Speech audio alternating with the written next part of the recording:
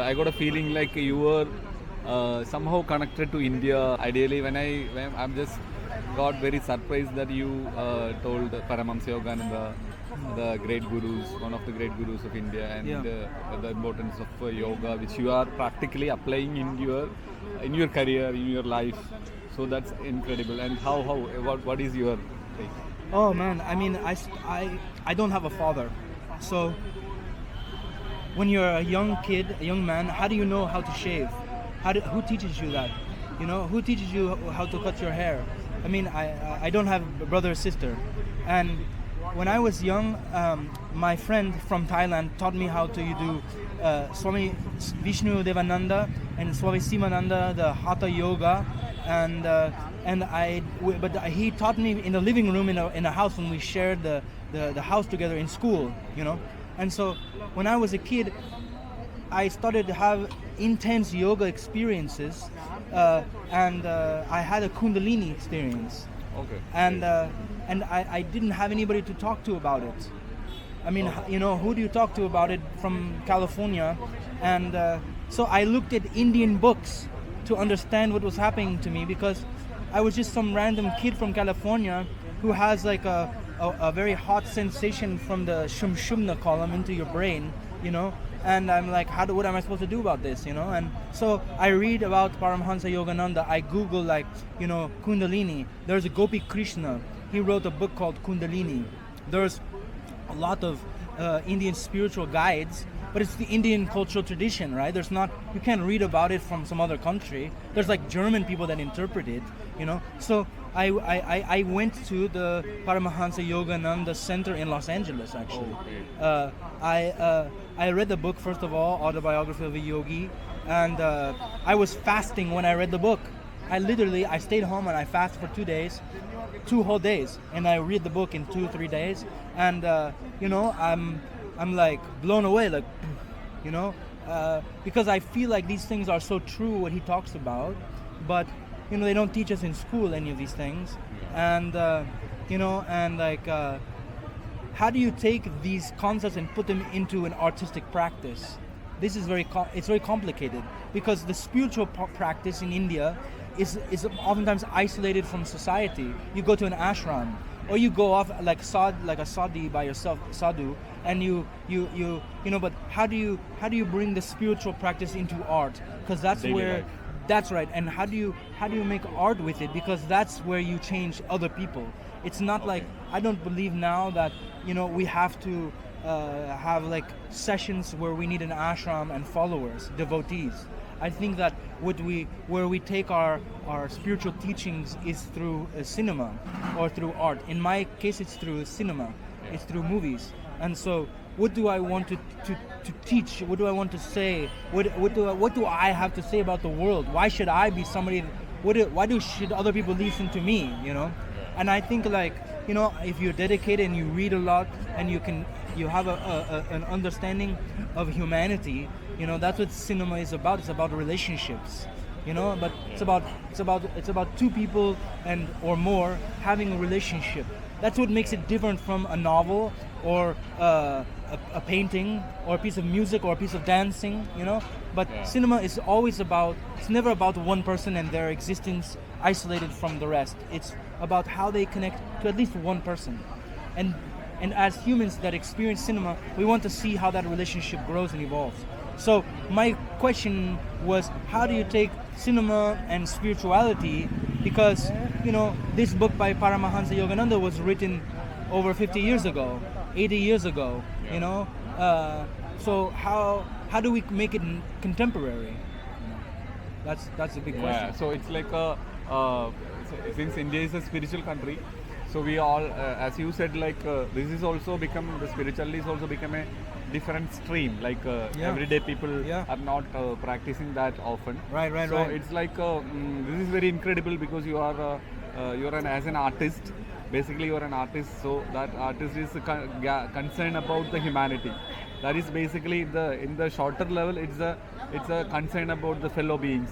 So So you are very much concerned about the fellow beings. That's why you are making this movie. So Yeah. it's like an incredible combination. You are applying the spirituality and your practical life all together. Yes, sir. And you know, I was thinking about this today. Like, you know, if I have the money and would I build a temple, or would I make a film, and how are these things similar, right? Because when you go into a Hindu temple, you are faced with, first of all, you have beings, gods, divine communication, and in a movie you have messages from the light.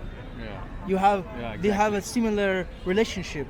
In a movie you have a dark room and you have neighbors who are sitting next to you and nobody's talking. In a temple you have a dark room and you have neighbors sitting next to you when nobody's talking. There's a Yeah. relationship between these two things. Yeah. So what is the relationship? If I had money to make a temple, I would say that I would not make a temple, because I think that if we make a temple now, it's like you're taking divine and you embody it into a person. What I love about the temples in India is that they are anthropomorphic. They put animals and humans together in one body, and that makes it less narcissistic.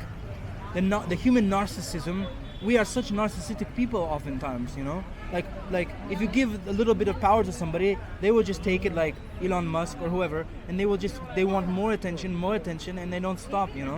But if you take away the face of somebody and you put an animal figure there, Okay. you can't say it's a person, right? Yeah. And so it's hard for this entity to become a tyrant. Okay. Tyranny, you can't build it with an animal with Ganesha face, right? Like Shiva cut off the face of an elephant, put it onto the sun's face instead of the sun's head, and now you can't emulate. This is a beautiful way to create a society without narcissism. Yeah, exactly.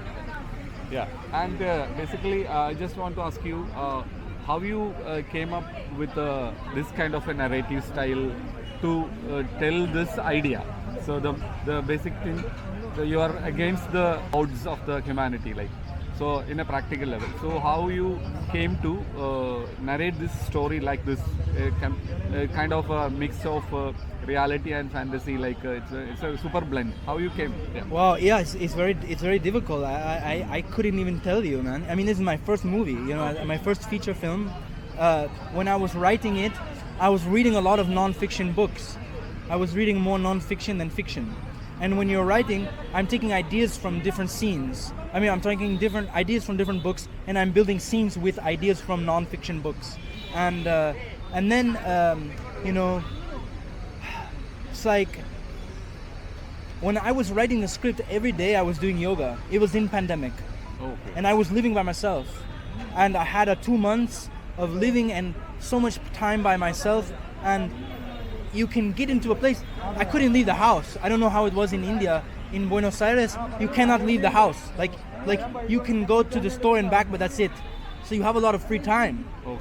And so all my days I am sitting there and I am by myself and I am listening to my subconscious. When I am in the shower, I'm dreaming, I'm eating, I'm alone, and I'm thinking about the connections between things. And somehow you channel it, right? Like in the old days, right? With Paramahansa Yogananda, he would be channeling Babaji or Patanjali or something else. Like maybe he feels the spirit of this older being, right? Well, in the artistic tradition, maybe you are channeling some other director or some other movie director. Like I like Jean Cocteau. He is a surrealist French director from the early 1900s who died in 60 years ago, 80 years ago. But Jean Cocteau is a good reference for me, and I think he's also playing with form. If you look at some of his work, like The Blood of a Poet or The Testament of Orpheus, these are some of the first films that are surrealist in the history of cinema. Although he would say it's not surrealist, it's pretty surrealist, I think. I am. How do you start a genre? How do you create a genre? What is avant-garde, right? Because it's not something that you can emulate, right? because that's what makes it avant-garde. If you emulate it, you're not making something avant-garde anymore. You know, that's the irony about teaching art. You can't teach it because if you teach it, it's not art anymore, right? It's just imitating what somebody else has done. Its own entity. But and then how does it have its own entity? It's like curiosity. How do you teach curiosity? You know, it's a great question. By being curious, but how do you do that? You know, by your diet, maybe by do meditation, yoga. I mean, how do you teach someone to be interested in the world? You know, how do you teach them to be sensitive? You know, these are important questions we should ask, but they're not easy answers. You know. Yeah, I know. Like, how did you marry Meditation. revolution? Like, Yeah. things come, Yeah, I think that this is a great question, meditation and revolution. I think in India we have two examples. Obviously, there's a Gandhi, and there's also Sri Aurobindo. Sri Aurobindo was imprisoned, they say he killed the British, I mean, like, that's like Che Guevara, I mean, Che Guevara is an interesting example, but I don't think he's meditating. And I think, like, I started off just doing yoga. Like, that was my beginning of my spiritual quest. And then the revolution came afterwards, because you leave, like the Buddha, right? You leave your home and you realize that there's a lot of suffering in the world, right? And you want to help others. You wonder why they are suffering, and you have to leave your home in order to realize how. And then once you see that that's happening, Buddha's response is the Four Noble Truths, right? And I think for us, we live in a very violent society, right? You have to be able to defend yourselves. If you just detach yourself from everything and you don't mind that somebody kills you, that's one thing. But it's challenging because, like, in society today, someone's going to invade and you're going to have to make a decision. Like what Gandhi was doing is like non-violent action, right? Like, and so he's like, okay, you can do whatever you want, beat me, right? It's a very complicated response to aggression.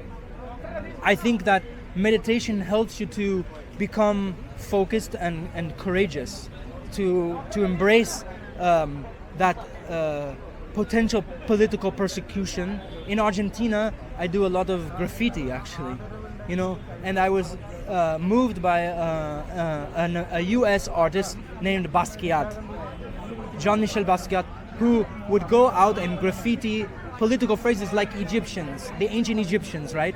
This is a political space, it's a social space with political messages. You're walking down the street and you have hieroglyphics on the wall, right? But if it's today, maybe you have graffiti, like phrases that deal with militancy, literally, like the poor, like what would have something, why would I want to communicate to somebody who doesn't have money to survive? Maybe I should write a phrase to the government. Maybe they will drive by and see it in a car. They will see this phrase and they will connect with it, Like, so in Argentina, I make a lot of phrases that deal with the U.S. terrorism and to recognize that it exists, and to defend the people from from the current government wanting to emulate the United States and sell off all of the Argentine resources to pay for the terrorism that was forced upon them in the 1960s and 70s. It's crazy. It's absolutely crazy.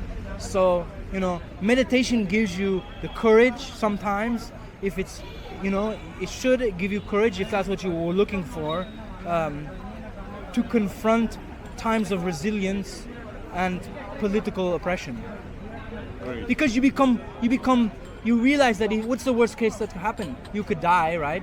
Well, but if you're meditating, you're in a space of peace. So you're not worried about death because you lose the fear of death. When you meditate, you lose the fear of death to some degree. I mean, that's what happened to me. I mean, I'm not scared of dying now. I don't want to be tortured, That's like a different thing, Being tortured is not the same as like who wants to be physical pain or to watch somebody else, like what the mafia was doing in Italy. It's just insane to me, like insane, like how, degrees of psychotic, perverted amoral violence. Like, these are people not meditating. I mean, there's no question about it. And that's an interesting connection between Catholicism, right? The Catholic conquest and the mafia, right? Like this is a culture that brews the mafia, Catholicism, right? It's a very violent thing, you know? And you go into a temple in India where people are meditating, and it's a very humble environment. People are on the floor, you know? You can meditate on the floor. You don't have these tall ceilings like Catholicism that make the faith of a person try to feel like they are nothing, like they are worthless. And there's all this wealth, you know? The Indian god is at your level. The Indian guru is at your level. They're on the floor in front of you. When you're meditating in a temple in Kerala, the guru is right in front of you, not up on the roof. You know? Like, you know, and so there's egalitarian built into the infrastructure. It's very interesting.